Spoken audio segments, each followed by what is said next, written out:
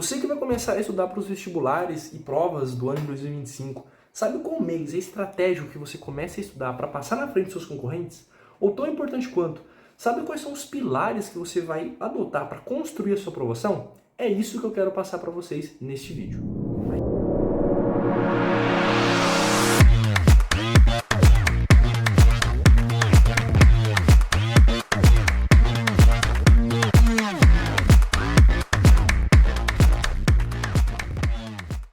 Mas antes, gostaria de me apresentar. Eu sou o Diogo, estou estudando para entrar no vestibular de medicina e no último Enem de 2024 eu fiz mais de 150 acertos e gostaria de compartilhar experiências de estudos com vocês que me fizeram ter esse rendimento e que, se Deus quiser, vocês consigam reproduzir esse rendimento ou até mesmo mais nos próximos vestibulares.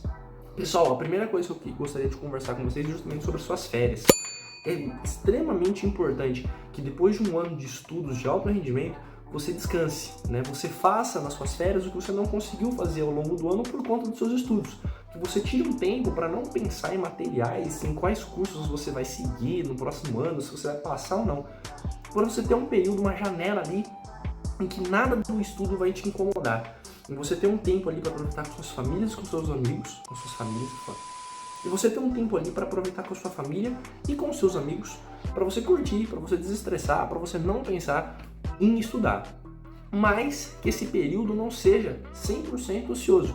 É muito importante e estratégico que você se autoanalise, que você olhe para os seus resultados no último ano, você veja o que deu certo e o que não deu certo no vestibular, para que você não cometa os mesmos erros no próximo que você vai prestar. Então, uma sugestão, tire esse fim de ano para você descansar, para você fazer essa autoanálise, vai começar a estudar lá em janeiro. Outra coisa, a maioria dos cursinhos, pessoal, começam a estudar ali em fevereiro, tirando os online, né? Mas os cursinhos presenciais começam ali um pouco antes do carnaval ou mesmo após o carnaval. Se você começa a estudar antes, em janeiro, mesmo se você vai fazer um cursinho presencial, se você consegue começar a estudar antes, começar a fazer ali, refazer as questões erradas que você teve no último vestibular, ou se não, começar a estudar em janeiro, você ganha um mês de vantagem na frente dos seus concorrentes. Foi isso que eu fiz nesse ano e que me ajudou tanto, porque no fim do ano eu não tinha matéria atrasada e eu consegui ter um mês inteiro só fazendo questões, só fazendo simulados de revisão antes da prova. Isso me garantiu uma agilidade muito grande na prova. No primeiro dia, por exemplo, de 2024, eu terminei a prova cerca de 50 minutos antes da prova acabar. E esse tempo eu consegui justamente refazer algumas questões que eu tinha deixado para depois, revisar minha redação e ter um desempenho ali. No primeiro dia eu acertei 83 questões. E ter um desempenho ali muito bom que me fez ter esse resultado tão legal. Foi por conta dessa agilidade, mas essa agilidade eu treinei, né? Eu treinei justamente porque eu tive esse tempo a mais para fazer mais provas e mais questões. Então, comece a estudar em janeiro, mas nunca comece a estudar sem ter um norte. Se autoanalise e se nivele. Fala, olha, eu fui muito bem em humanas, mas, cara, em ciências da natureza, acertei 20. Então você sabe que você não vai ter que gastar o mesmo tempo para estudar humanas e para estudar ciências da natureza, porque suas taxas de acerto foram muito discrepantes. Então é crucial essa autonivelação e esse descanso nas férias. Uma dica? Comece a estudar em janeiro, não comece em fevereiro, saia na frente dos seus concorrentes. Outra coisa, pessoal, método de estudo, né? O seu método de estudo ele tem que congregar, tem que contemplar teoria, exercícios simulados e revisões, né? Para você fazer justamente a teoria, você pode adotar métodos de estudos que tenham videoaulas ou se não resumos. Quando usar videoaulas ou quando usar resumos? Se você for estudar online, por exemplo, se você for estudar presencialmente, esquece isso de você ver todas as aulas de tudo. Você tem que ver a aula que você não sabe. E para você saber se você não sabe a matéria, antes da aula, faça algumas questões. Por exemplo, eu sempre fazia, mesmo estudando online, antes de cada aula, 10 questões. Cara, se eu ia muito bem nessas listas, eu acertava 8, 9, eu não via videoaula. Eu pegava um resumo daquela aula, lia e fazia mais questões. Agora, se eu acertasse 5, 7, mas acertasse com aquela dúvida, aí sim eu assistia a aula. Isso você pode adotar tanto para o método do online, tanto para o método presencial. Só que o presencial você vai ter que se organizar um pouco ali mais para saber o que vai ter na aula para você fazer. Mas se você for estudar online, eu vou falar um pouco mais do online, porque eu tive mais contato com online, eu fiz minha preparação 100% do online. Você pode ter ou videoaulas ou resumos. E as videoaulas, eu recomendo muito que vocês vejam justamente se vocês não possuem uma teoria tão aprofundada com vocês da matéria que vocês vão ver, ou se você tem muita dúvida, uma matéria muito difícil que você vai precisar estudar. Por exemplo, eu sempre tive muita dificuldade em física na parte de elétrica, na parte de resistores, capacitores. Então nessa parte da física, eu vi todas as aulas, até coisas assim que não caem tanto no Enem, por exemplo, como capacitores, estudei muito bem capacitores, mas esse estudo tão profundo de capacitores, por exemplo, me facilitou acertar questões mais difíceis de resistores, porque acaba que as questões são muito parecidas. Então, você ver videoaula do que você tem dificuldade pode ser muito interessante. Agora, por exemplo, a parte sobre energia, eu sempre tive muita facilidade. Então eu não via as aulas, eu pegava os resumos das aulas e ia logo para as questões, porque eu conseguia ter um acervo maior de questões e passar por mais tópicos, né? Isso porque eu tinha uma maior facilidade. Então essa é a diferença justamente sobre o método que você vai obter teoria. Já em relação aos exercícios, tem grandes bancos aí na internet de questões para você estudar, ou se você vai fazer um cursinho presencial, né, você vai ter ali já um material, mas é importantíssimo que você tenha a maturidade de não querer fazer todas as questões. Primeiro que é impossível, as questões são infinitas, o seu tempo não. E segundo que você precisa ter prioridade. Não faça suas questões fáceis para você achar que você sabe do conteúdo, mas também não faça suas questões difíceis para você não ter um senso de ilusão de que aquela matéria é impossível. É justamente importante que você comece justamente pela regra da escadinha, fáceis, médias e difíceis, mas que você gaste mais tempo nas médias, porque as fáceis, toda a questão fácil que você faz, na verdade, ao longo do ano, no vestibular vai ser mais difícil, por conta da pressão de fazer a prova e tudo mais. Então gaste mais tempo nas médias, né? Se você, a maioria dos cursinhos presenciais tem esse ranking, né? Cada questão ali tem um nível de dificuldade.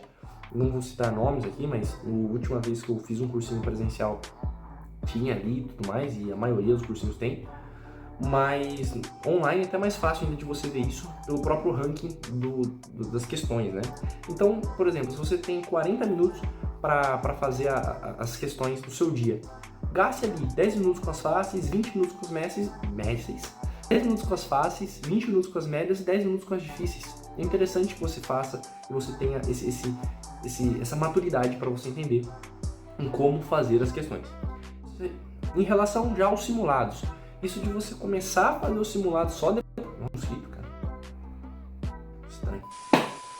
Em relação aos simulados, isso de você começar os simulados só em maio, ou se não em março, em junho, você começar a fazer provas, por exemplo, mais fáceis como em Seja antes, isso é balela, pessoal. Vocês têm que treinar o simulado que vocês vão fazer no dia da prova. Então, se o seu foco é Enem, comece a fazer o simulado do Enem desde a primeira semana de estudo. Tudo bem se você nunca fez um simulado, pega mais leve com você, faz às vezes metade de um simulado. Mas tenha justamente essa maturidade de você começar a fazer uma prova sem ter essa certeza de você acertar todas as questões da prova. Você aprende muito mais errando com o seu simulado do que deixando para fazer quando você acha que já sabe a teoria. Não espere acabar um módulo de matemática para você fazer um simulado de matemática. Sabe? Não faz sentido. Vai lá, faz a questão, erra a questão, vê o vídeo de resolução e aprenda com os seus erros. É muito importante que você comece com o simulado o quanto antes para você ter justamente esse treino de resistência e essa aprendizagem por questões que é extremamente crucial que você aprende. Então, em relação aos simulados, comece a fazer o quanto antes. Começou a estudar a primeira semana, pega o primeiro domingo e já faz o simulado do Enem, FUVEST, UNESP, depende do que você vai prestar, que vai te ajudar muito no fim do ano. Agora, pessoal, que vocês já sabem sobre métodos de estudo e sobre justamente a importância das férias, é justamente na análise de prioridades que vocês vão colocar ali em prática o seu autonivelamento que vocês fez descansando. Porque o que é ter uma área com prioridade? É justamente você estudar mais aquilo que você mais errou? Também.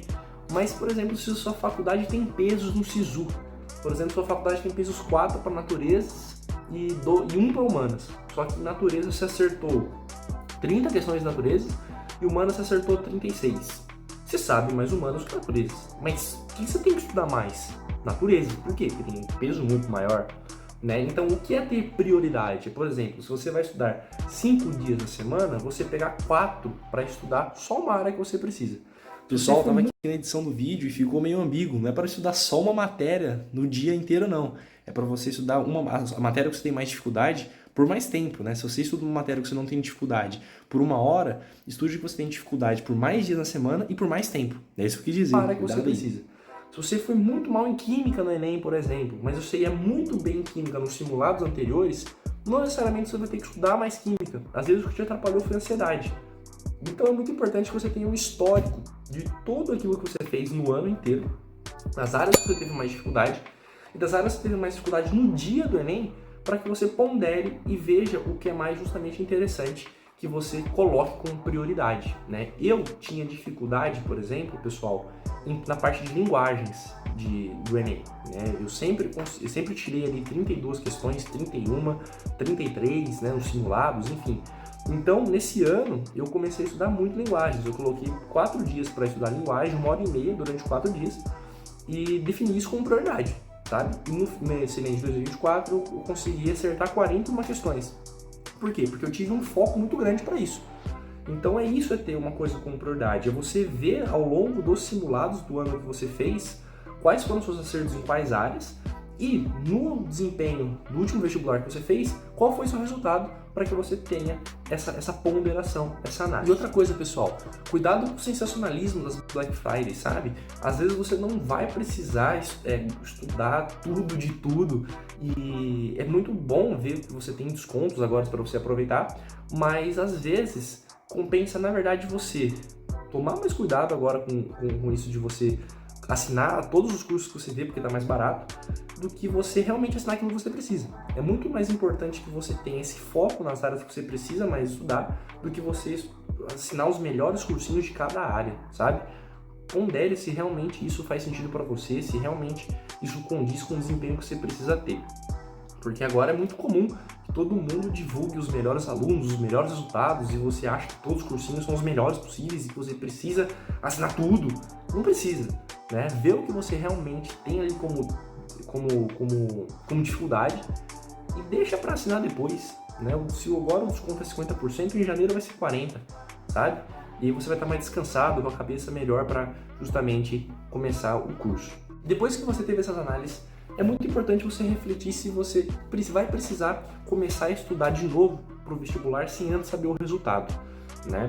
E como que você vai ponderar sobre isso? Realmente vendo qual foi o nível da prova esse ano e qual foram os acertos ali da galera, mais ou menos, e os seus acertos com a nota de corte dos últimos anos. Se chegou ali muito próximo da nota de corte, às vezes compensa você, por exemplo, descansar mais e não começar a estudar, por exemplo, agora no começo do ano, mas começar ali em fevereiro, porque você já está meio ali aprovado. Agora, se você, sei lá, está a 15 pontos da sua nota de corte, aí você vai ter que começar a estudar de novo. Não vai ficar se iludindo de, tem a quarta, quinta, sexta, sétima chamada. Não. Comece a estudar, porque é muito difícil que você seja aprovado. Seja realista com isso. E se você tem, sei lá, gordurinha para ser aprovado, você, sei lá, tirou mais 15 questões na frente da sua nota de corte, aí vai descansar, cara. Não compensa.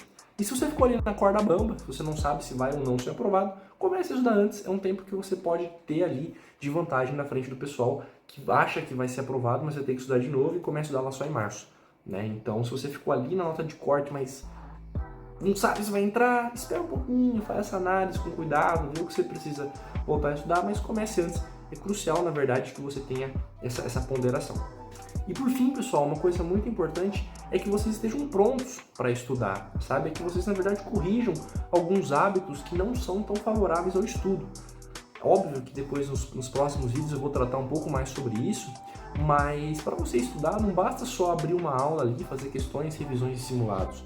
Você precisa justamente estar com o seu sono em dia, estar com a sua alimentação em dia. Você ficar comendo só besteira, cara, muito difícil você vai ter energia, muito dificilmente você vai ter energia para estudar.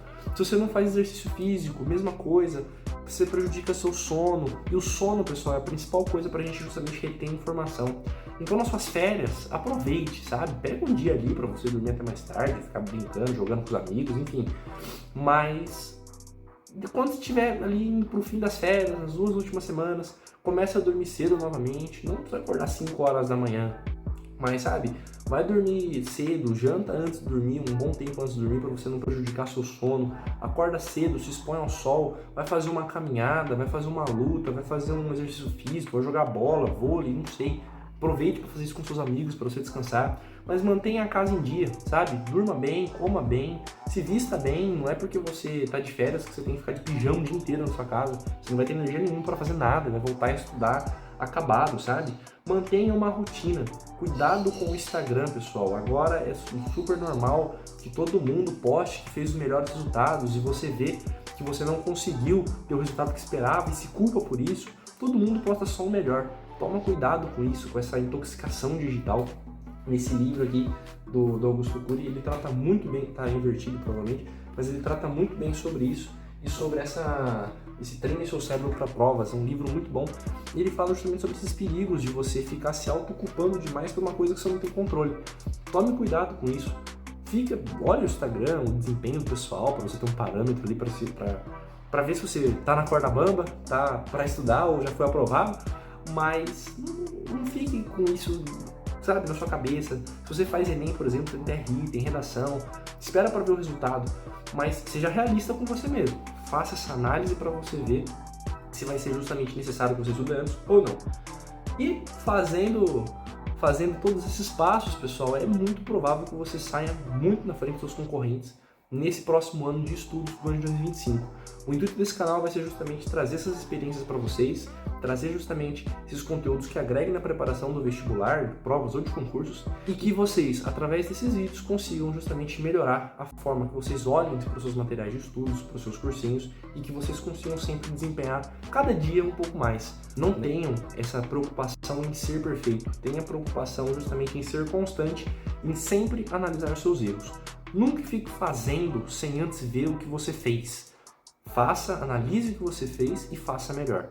Essa é a lógica do jogo, essa é a ideia, essa é a mentalidade que vocês têm que ter na preparação dos estudos para o próximo ano. É isso, pessoal. Espero que vocês tenham gostado. Comentem aí o que vocês querem que eu traga para vocês e com toda certeza eu vou gravar. Fale aí que eu preciso melhorar, o que ficou bom e é isso. Até a próxima. Abraço.